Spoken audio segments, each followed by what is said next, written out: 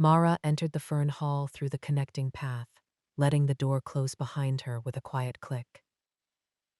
The air changed as soon as she crossed the threshold. It was cooler than the passage, touched by dampness and the dark, living scent of the planted beds. Wet brick gave off a mild mineral smell. Fern leaves added something softer, green and clean. Above the roof, rain moved across the glass in a broad, even hush. She paused long enough to settle herself in the room. Low lamps stood along the central path, each one making a small pool of amber light. Between them, the old brick borders showed deep red-brown where moisture had darkened them. The path curved through the hall without hurry, passing beds of different heights and shapes. Some ferns spread close to the ground, their fronds opening in neat fans. Others rose higher, their leaves layered beneath the iron ribs of the roof. Mara took in the room from the doorway. The nearest bed was edged with a narrow line of brick, each piece irregular but firmly set. Damp soil showed between the green stems. A few leaves rested low over the earth, while the taller fronds lifted toward the dim roof and caught the lamps in broken highlights. Water gathered along several central ribs, bright as small beads, then slipped away when the leaves moved. Nothing required her attention yet. The hall was quiet and in order. She walked forward at an easy pace, following the familiar curve of the path. The stones held the coolness of the rain, though the air beneath the lamps remained mild. Her footsteps made little sound. Here and there, the old paving changed under her shoes, from broad, pale slabs to darker stones, with shallow hollows worn by years of use. She kept her gaze level. The ferns made a soft green passage around her. Broad fronds leaned toward the light, and fine leaflets trembled slightly in the circulating air. The motion was small enough to notice only when she looked directly at it. A leaf would turn, show its paler underside, and settle again. Another would lift at the tip before returning to its place. Rain continued above the glass. Its sound filled the spaces between the lamps and the beds. It did not press into the hall. It remained overhead, steady and distant, while the earth and leaves held their own quiet sense below. Mara could feel a faint coolness at the back of her hands, where the damp air moved along the path. She passed the first bend. The brickwork beside the bed carried a thin sheen of water. Under the nearest lamp, the surface appeared almost polished, though the mortar lines remained dark and rough. Fern shadows lay across it in narrow shapes. Beyond the border, the soil was loose and brown, with fallen fragments of leaf mold resting naturally among the stems. Mara looked toward the far end of the hall. The glass walk began there, beyond the last group of planted beds. Its roof and side panels held pale reflections of the lamps, so that the rain appeared in the glass beside the warm points of light. The walk was part of the same quiet structure, a clear, sheltered passage continuing beyond the Fern Hall. With the weather visible but kept at a gentle distance, she did not follow it. The sight of it was enough to place the room in her mind. Turning back toward the service side, she let the path guide her through the lamps. The hall seemed larger from this direction. Fronds overlapped across the beds, making layers of green and shadow. Near the wall, the plants were shorter, their leaves gathered close around their centers. Farther in, the taller ferns formed a loose canopy that softened the roof's straight lines. Mara noticed the details without trying to hold them all. A narrow frond pointed upward between two fuller plants. A drop of water clung to the edge of a leaf and shook once before falling. One lamp made the brick nearest it glow warmly. The next left the same border in a cooler gray. The rain kept moving across the roof, and the leaves answered with their slow, occasional shift. Her breathing matched the pace of her steps. At the end of the central path, the service tap stood against the wall. The brass handle reflected a small, steady patch of light. Beneath it waited the galvanized watering can, empty and upright, its rounded sides dull except where the lamp touched them. Its handle had been worn smooth through use. Mara stopped beside it. She did not lift the can or reach for the tap.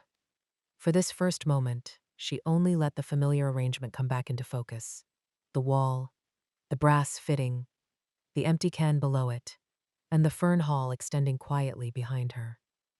The rain remained beyond the roof.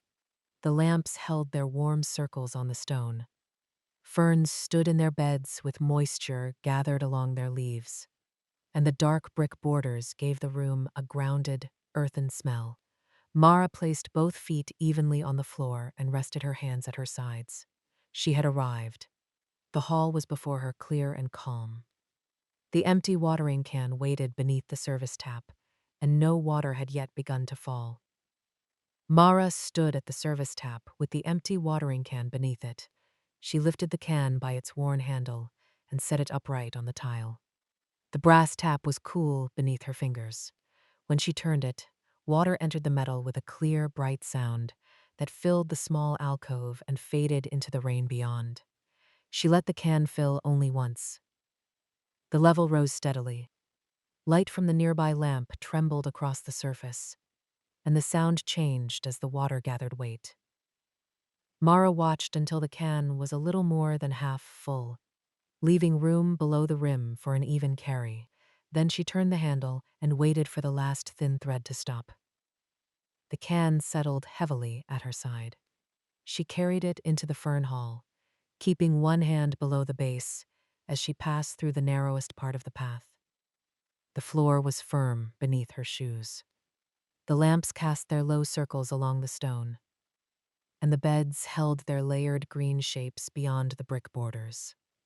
The front beds were the ones most exposed to the open hall. Their soil had dried first beneath the moving air and the warmth of the lamps. Mara began with the nearest patch, lowering the spout beneath the outer fronds so the leaves remained undisturbed. A narrow stream fell close to the roots. The soil received it without a splash. Its loose brown surface deepened slowly, first in a small crescent, then in a wider patch as Mara moved the spout. She kept the stream low and steady, allowing the water to enter where it was needed instead of running over the leaf mold. The first plants stood in a shallow ring of earth. Mara watered around that ring in 3 small measures, pausing between each one. The fern's fronds leaned outward over her wrist, their leaflets fine and dry at the edges. Beneath them, the soil changed from dusty brown to a darker, settled color.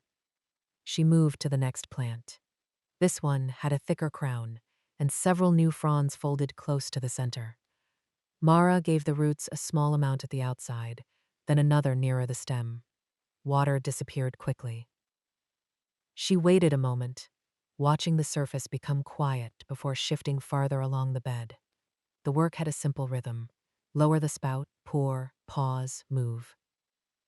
Rain kept time somewhere above the roof. It was not loud enough to interrupt the lamps or the soft sound of water meeting soil. Every few steps, a frond brushed another frond. The leaves moved slightly, then returned to their places.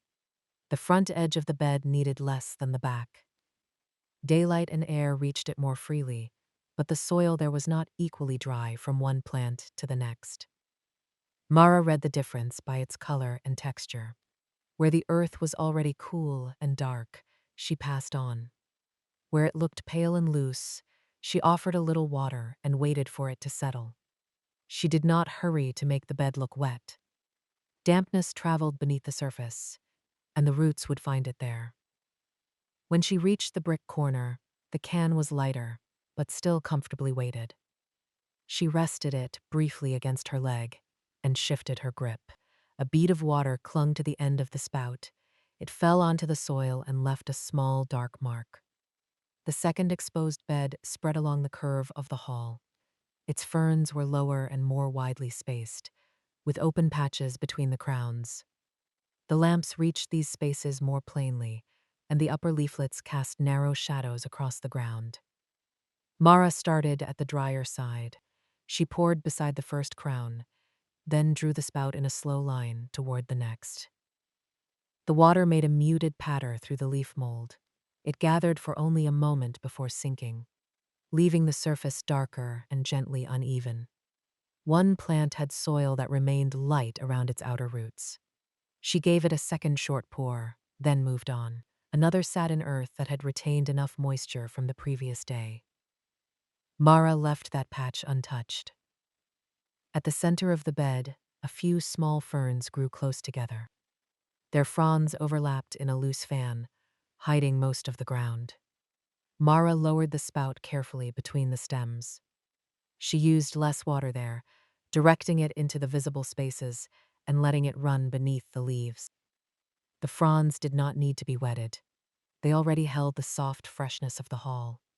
The soil was what mattered. She continued along the front beds, taking the open portions first, and leaving the sheltered inner patch beyond the brick border alone. That area lay deeper beneath the overlapping fronds, where the air was still and the earth kept its moisture longer.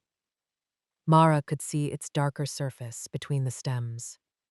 It did not belong to this round.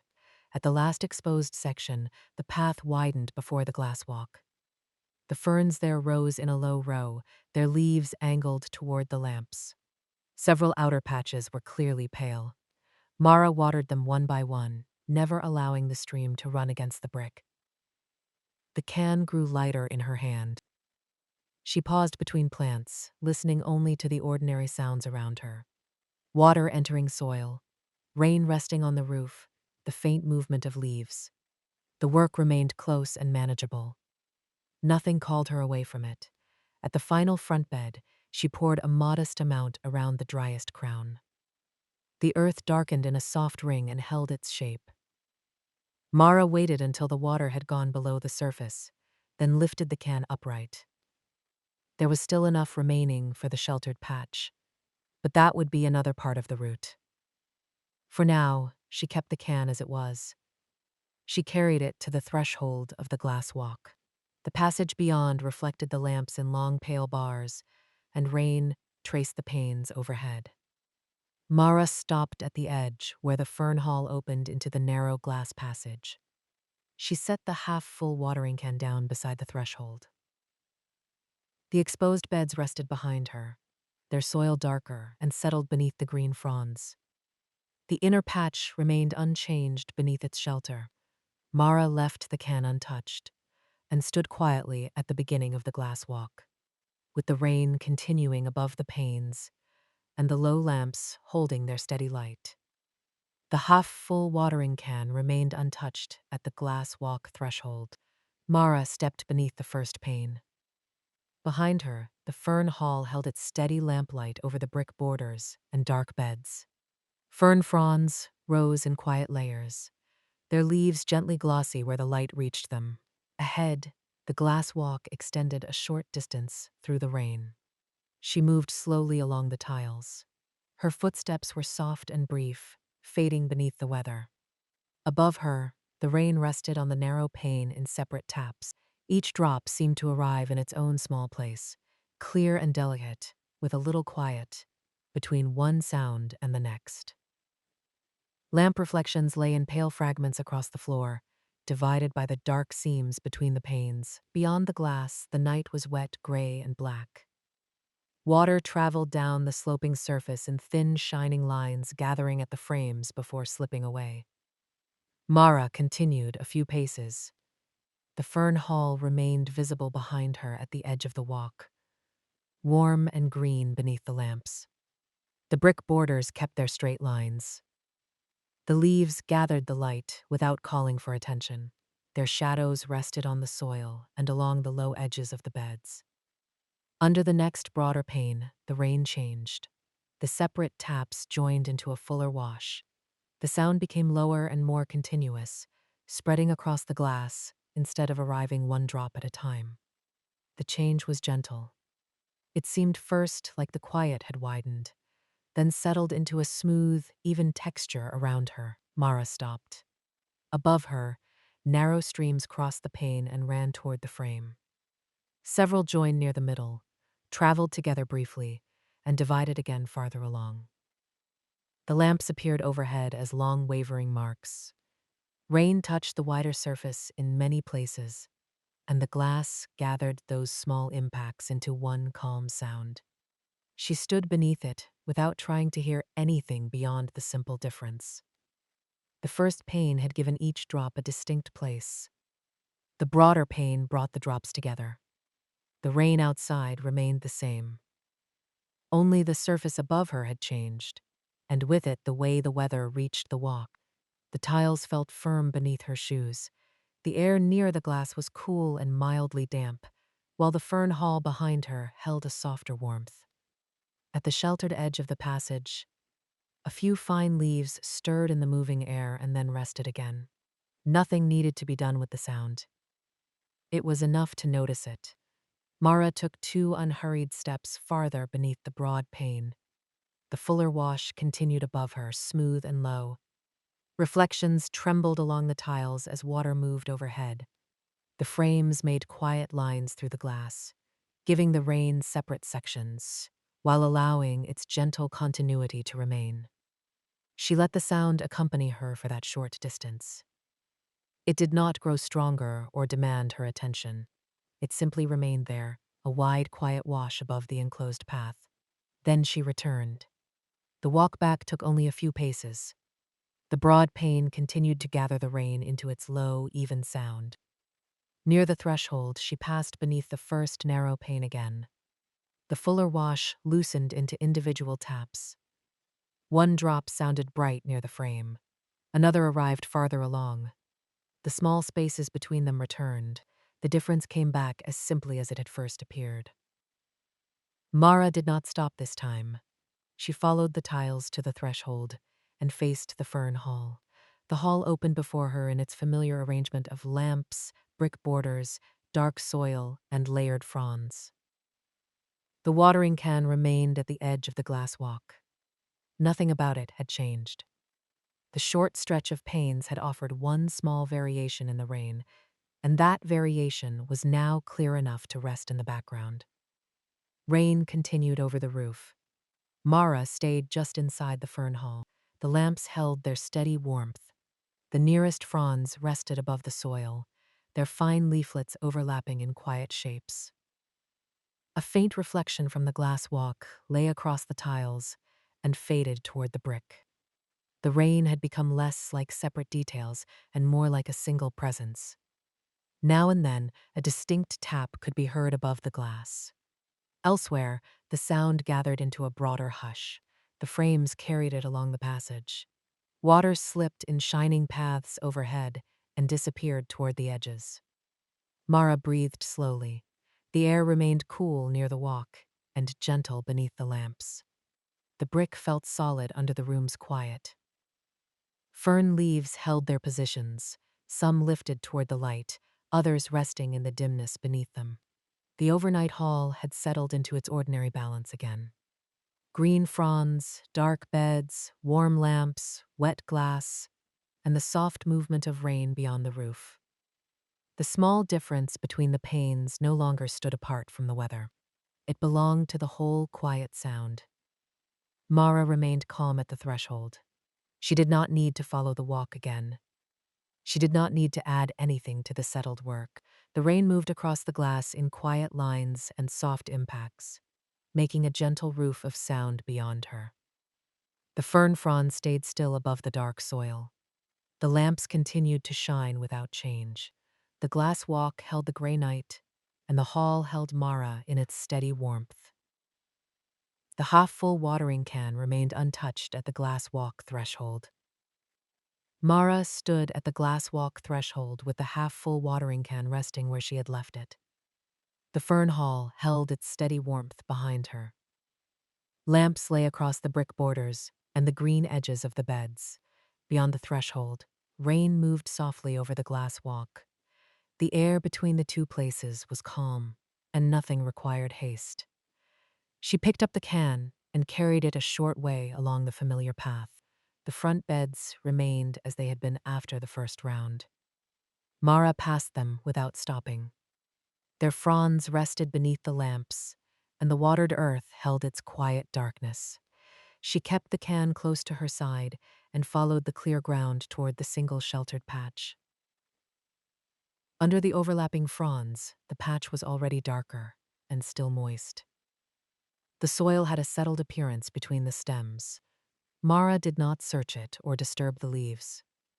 She approached the low border, found the clear place beside the earth, and lowered the can near her feet.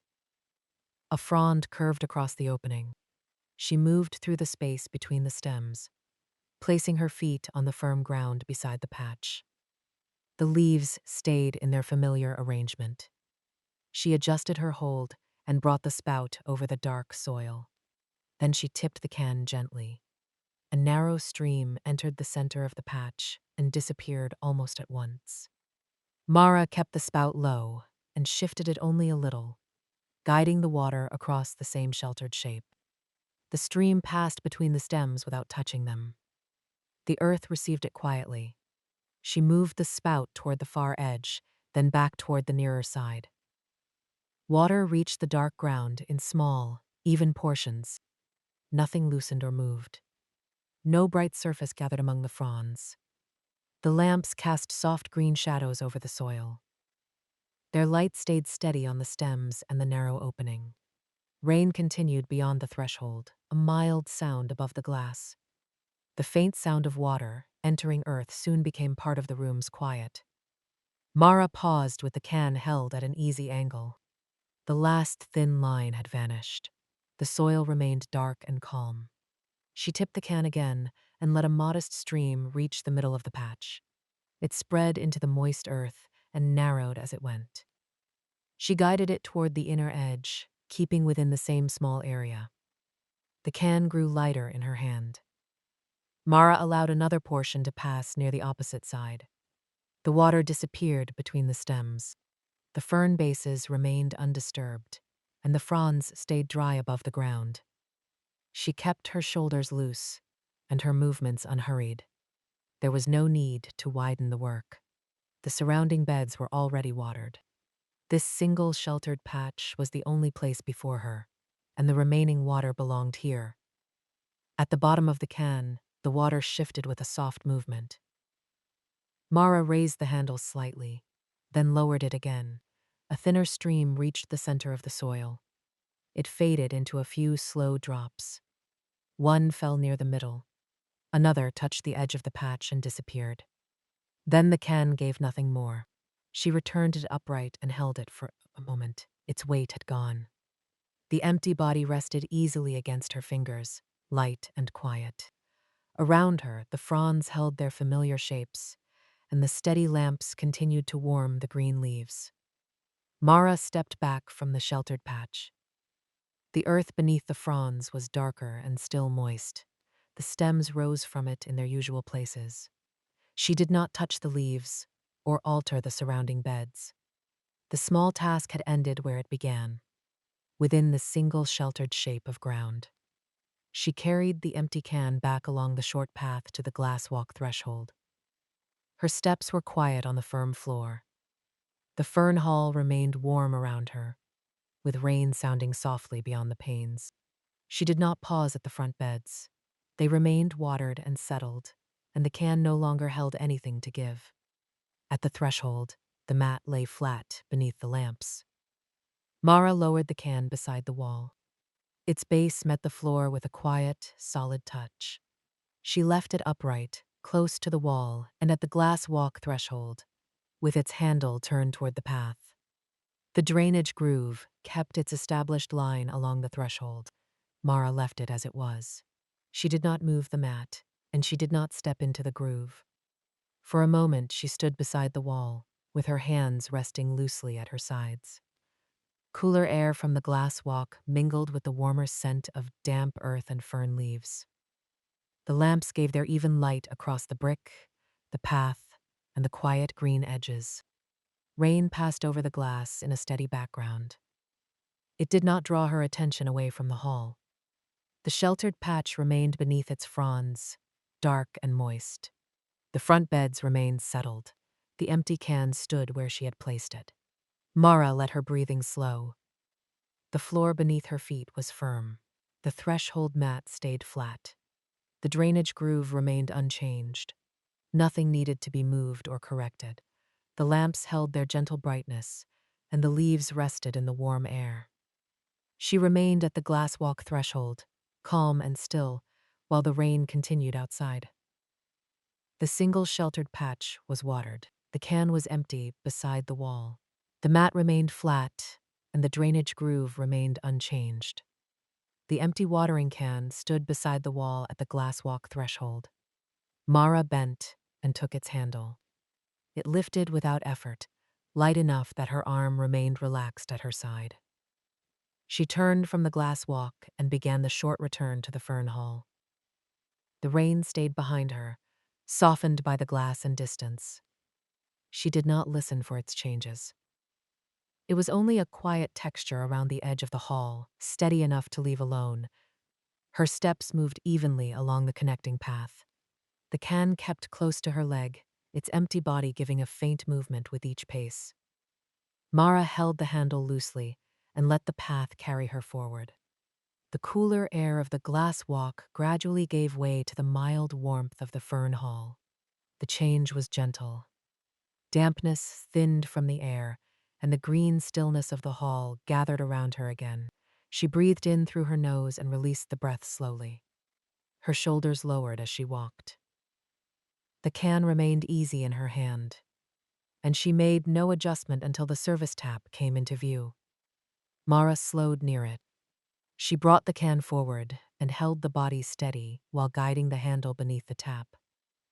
Then she lowered it carefully. The base met the ground with a quiet, softened sound. She released the handle. The can rested beneath the service tap, empty and upright. Mara kept her hand near it for one moment, feeling the last trace of movement leave her fingers, then allowed her arm to fall naturally. The service tap remained silent. Mara stood in the Fern Hall. Her feet were placed evenly beneath her, and her breathing had already returned to its slow overnight rhythm.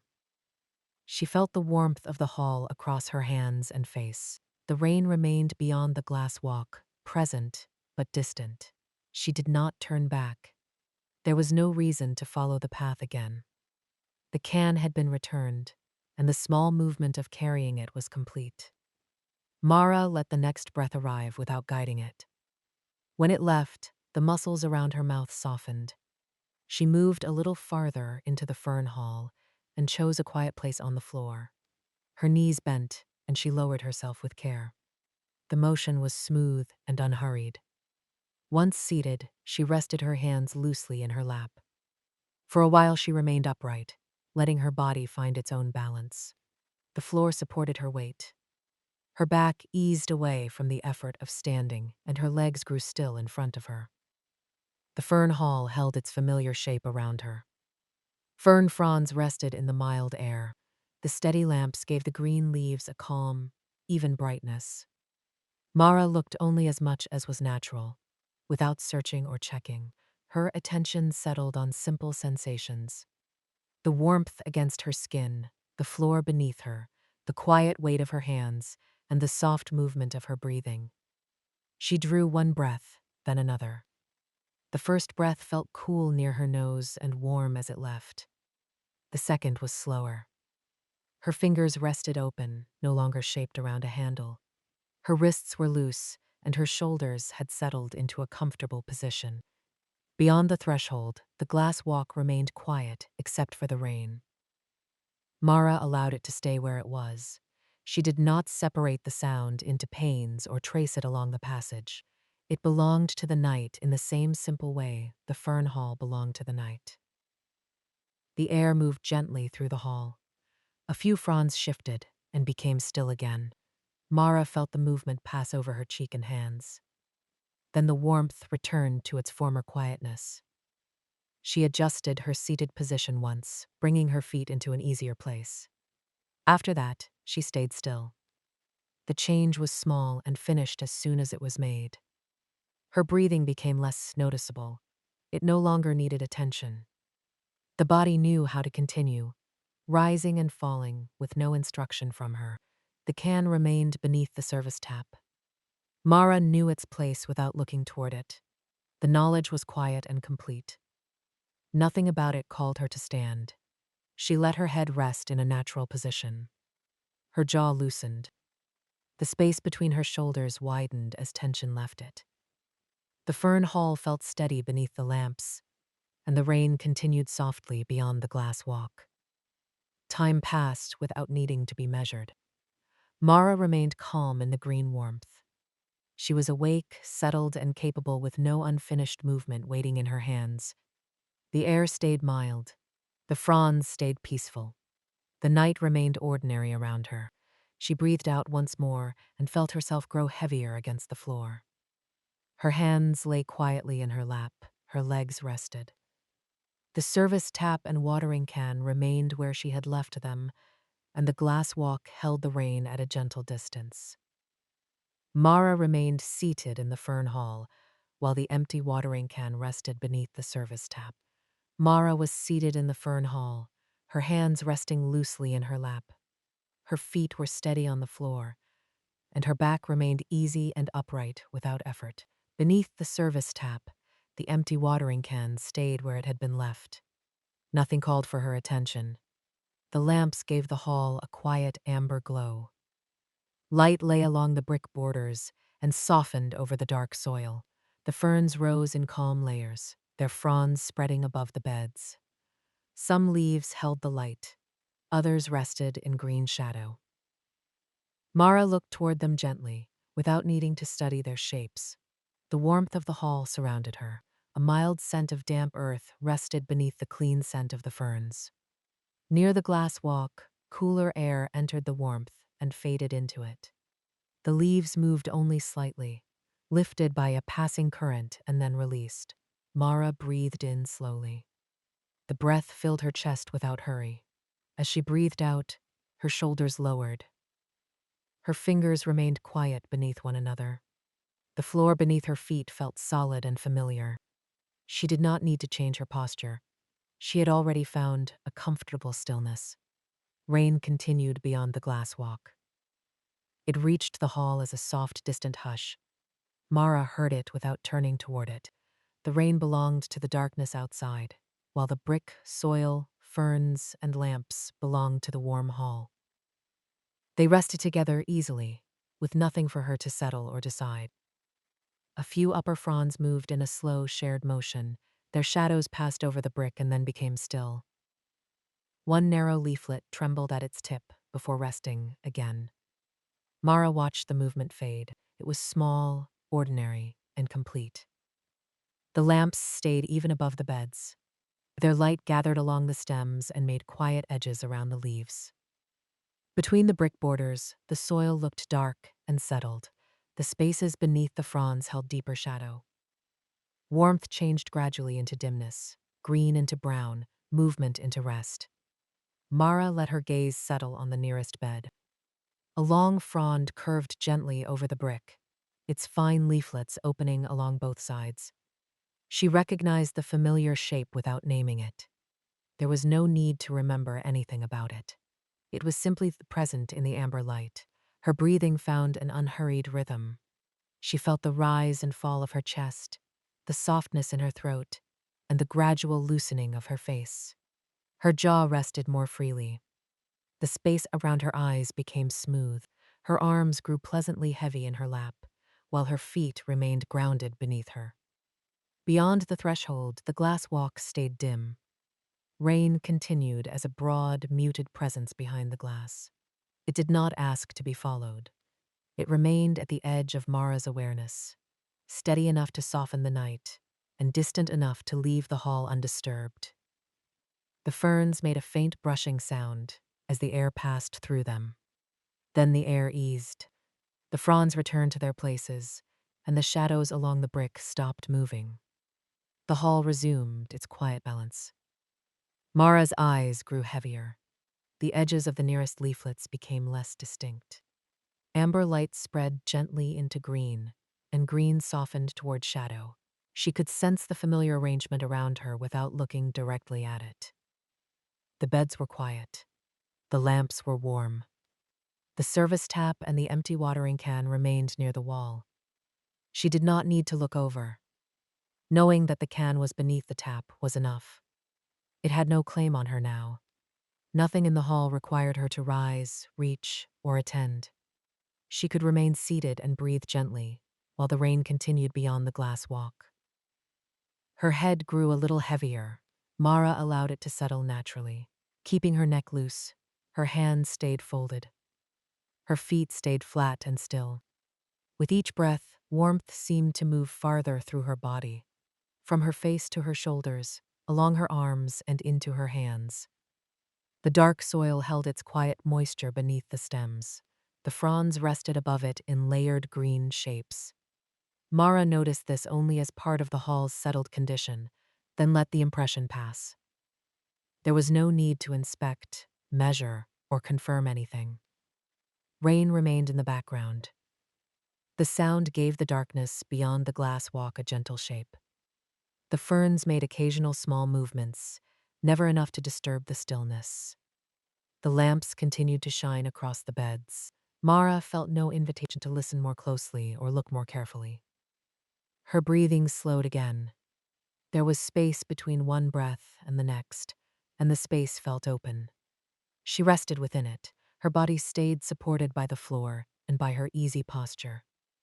Her shoulders were low, her hands relaxed, and her face calm. The hall seemed to hold itself without effort. Brick kept its quiet warmth. Soil remained dark beneath the leaves. The lamps made soft pools of amber across the beds. Near the wall, the service tap and the empty watering can stayed unchanged. Beyond the threshold, rain continued through the night. Mara remained seated in the Fern Hall. She felt the steady floor beneath her feet and the loose weight of her hands in her lap. The ferns rested. The lamps stayed even.